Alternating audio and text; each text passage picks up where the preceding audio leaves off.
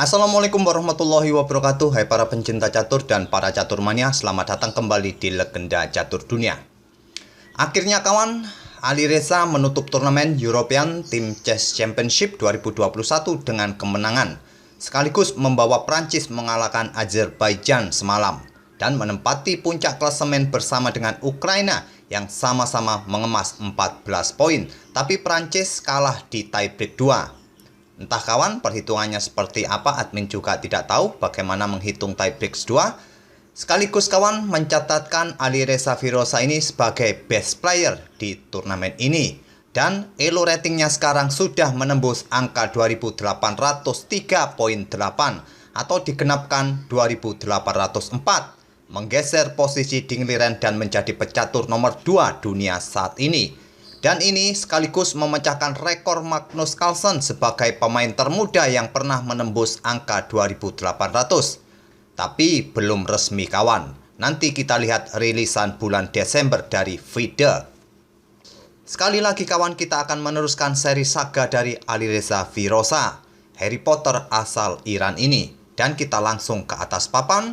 Di babak ke-9 tadi malam, Alireza bertemu dengan Shahryar Mamedyarov, pecatur senior yang kuat kawan. Di sini Alireza pegang putih bermain dengan pion E4 dibalas dengan pion E5 dan kita temui permainan Italia game Giojo Piano gajah C5. Selanjutnya Alireza rokade, kuda F6 dan langkah-langkahnya cukup standar dalam permainan Giojo Piano kawan. Sekarang pion C3, persiapan pion D4. Di sini dibalas dengan pion D6 membuka diagonal petak terang. Dilanjut dengan beteng E1, selanjutnya hitam juga rokade. Dan pada posisi ini banyak sekali pilihan bagi putih untuk melanjutkan langkahnya kawan. Pion D4, gajah B3, pion A4 diikuti dengan pion B4, pion H3 juga bisa dilakukan oleh putih. Atau melanjutkan pengembangan kuda ke peta D2 juga bisa dilanjutkan oleh putih. Di sini Alireza memilih pion H3 dibalas dengan pion A5. Untuk memberikan ruang bagi gajah ditarik mundur ataupun juga untuk menghadang pergerakan pion putih ke petak B4 ini, sekarang Alireza mengembangkan kuda ke D2 dibalas dengan pengembangan gajah E6. Memang sering kali kawan dalam permainan Italia, gajah-gajah seperti ini cukup mengganggu karena sedang mengincar pion F, pion lemah seperti ini. Seringkali juga kita dapati para pemain langsung mengadu gajahnya seperti ini. Di sini langsung diterima oleh Alireza, dipukul balik oleh pion F. Sekarang lajur F ini terbuka bagi benteng hitam dan di sini Alireza melanjutkan dengan kuda B3 menyerang gajah gelap. Dan ada satu game kawan yang pernah sudah mencapai diagram seperti ini.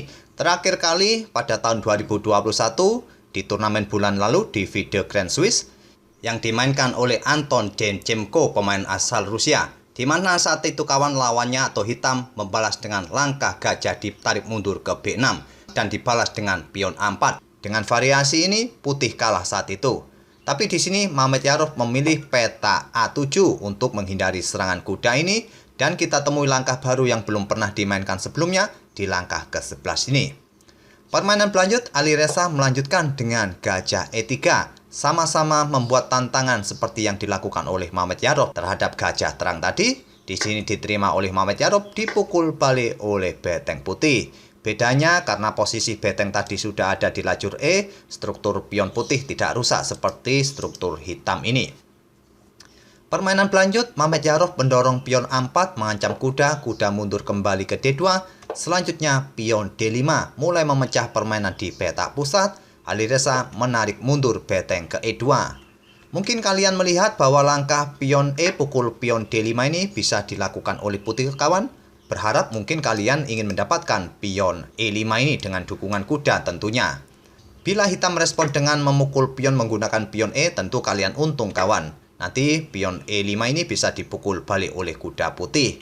Tapi jika hitam pada posisi ini kawan memukul balik menggunakan kuda, merelakan struktur pionnya tetap rusak, maka di langkah berikutnya permainan masih cukup berimbang kawan. Mungkin di langkah berikutnya beteng E4 menyerang pion A4. Pion didorong maju untuk merusak struktur pion putih dan memperlemah pion C dan pion D ini. Di sini mungkin putih bermain dengan menteri C2 mengontrol petak B2 dan kuda hitam akan lompat ke F4 menyerang pion D3. mungkin di backup dengan beteng atau kuda di peta E1, selanjutnya pion pukul pion B2, dipukul balik oleh menteri, dan menteri juga mengincar pion B7, pion didorong B6, selanjutnya menteri akan bergeser ke C2 melindungi pion dari ancaman kuda serta menteri hitam. Permainan pun masih cukup seimbang kawan. Tapi mungkin Ali Reza tidak menyukai variasi seperti ini, dia bermain dengan beteng E2, dilanjut dengan pion B5 untuk terus memberikan tekanan di sayap menteri dengan dua pionnya ini. Di sini Ali Reza membalas dengan pion E pukul pion D5, dibalas dipukul balik oleh kuda hitam, dan Ali Reza melanjutkan dengan pion A3.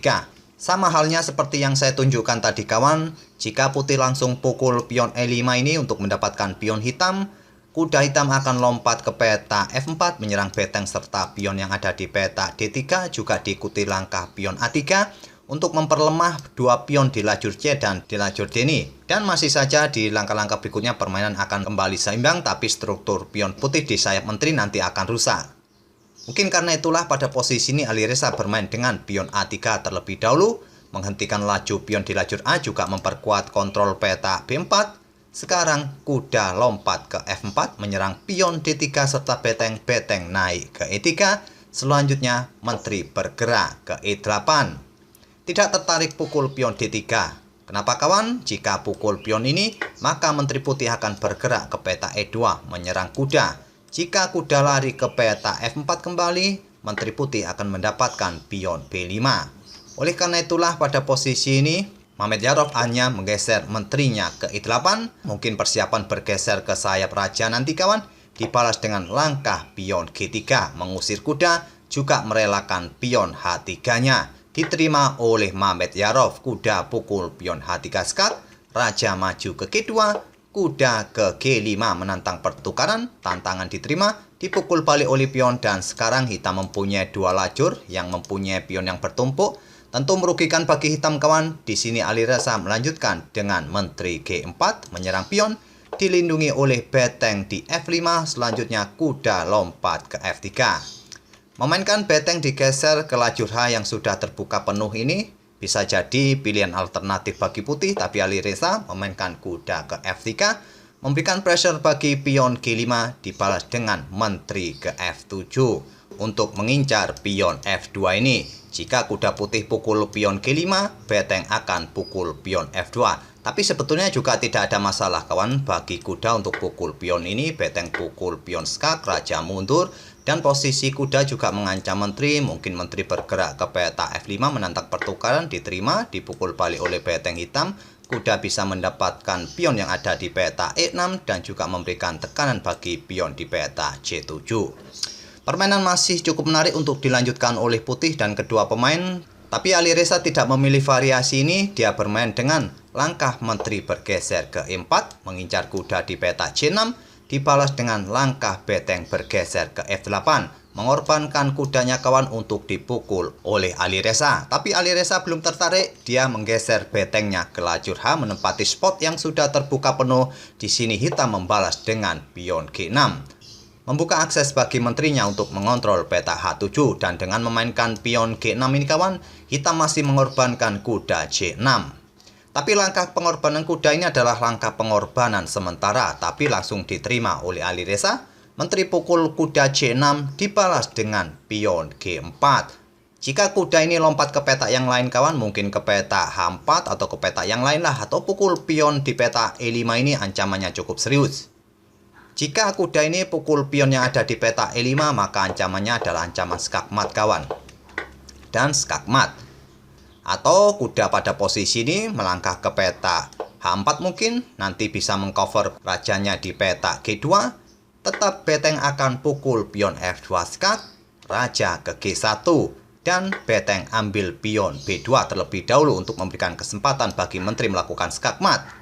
Tapi jika beteng tadi melakukan skak di peta F1, raja bisa bergerak ke H2, dan bila menteri hitam melakukan skak di peta F2, maka kuda bisa menutupnya di peta G2. Tapi tetap ancamannya juga masih serius kawan. Beteng naik, terus bergeser ke lajur H juga bisa skakmat di langkah berikutnya.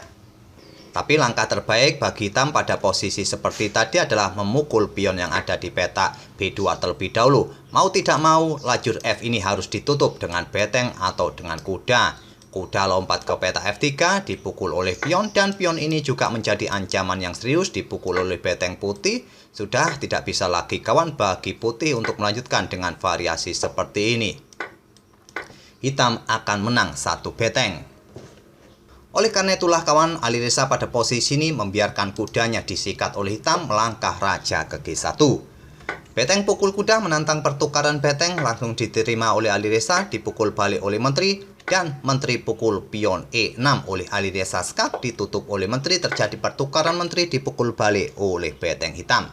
Dan kita menemui permainan endgame di langkah ke-30 ini, beteng versus beteng. Dan jumlah pion masih setara kawan atau seimbang, tapi masalahnya hitam mempunyai pion yang double di lajur G. Permainan berlanjut, Alireza memainkan beteng H4 menyerang pion, hitam juga menyerang pion di lajur D. Beteng pukul pion G4, beteng hitam ambil pion D3, beteng putih ambil pion G6 skak, raja ke F7, dan beteng putih bergeser ke lajur G, persiapan pukul pion.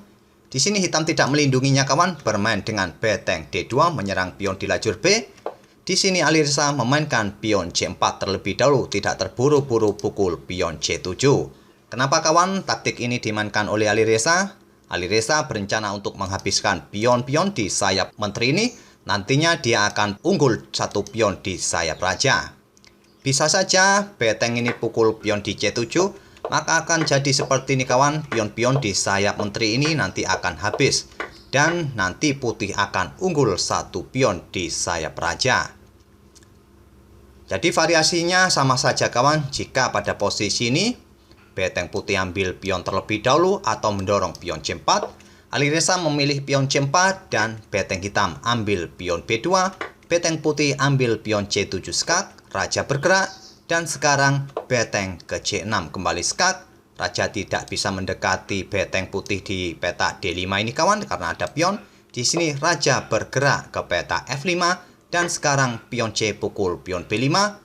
Beteng hitam bergerak ke peta B3 mengincar pion di lajur A ini terlebih dahulu. Di sini pion didorong, beteng pukul pion A3, di sini pion didorong dan beteng bergerak lagi untuk mengincar pion yang ada di peta B7.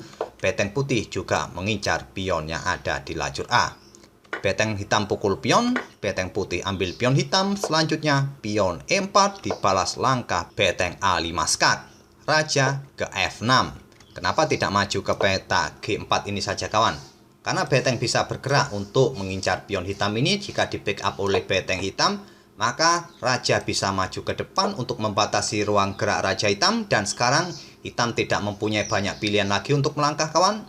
Dan jika beteng hitam ini tetap mempertahankan pionnya, hanya bergeser saja, selanjutnya adalah beteng akan tetap pukul pion skak. Jika dipukul balik, maka pion F3 skak, raja bergerak ke F5, pion pukul beteng, dipukul balik, dan seterusnya kawan. Putih akan tetap bisa mempromosikan pionnya dengan variasi seperti ini. Karena posisi raja putih ini sudah berada di depan pionnya kawan, jadi lebih mudah untuk mengawalnya. Pion ini segera promosi nanti. Tidak bisa remis lagi kawan dengan langkah-langkah seperti ini. Oleh karena itulah pada posisi seperti ini, saat mendapatkan skak dari beteng putih ini, raja hanya bergerak ke F6. Dan Alireza melanjutkan raja bergeser ke F1 untuk segera mendekati pion hitam ini. Karena jika maju ke peta G2 kawan, di sini sudah dikontrol oleh pion hitam. Jadi jika ingin bergeser ke tepi papan, cukup panjang langkahnya nanti, menghabiskan tempo. Di sini beteng hitam bergerak ke baris ketiga, membatasi ruang gerak raja jika ingin melintas ke depan. Raja tetap maju ke E2, beteng C3, beteng putih A8, dan beteng bergeser ke B3. Dibalas dengan beteng F8 skak.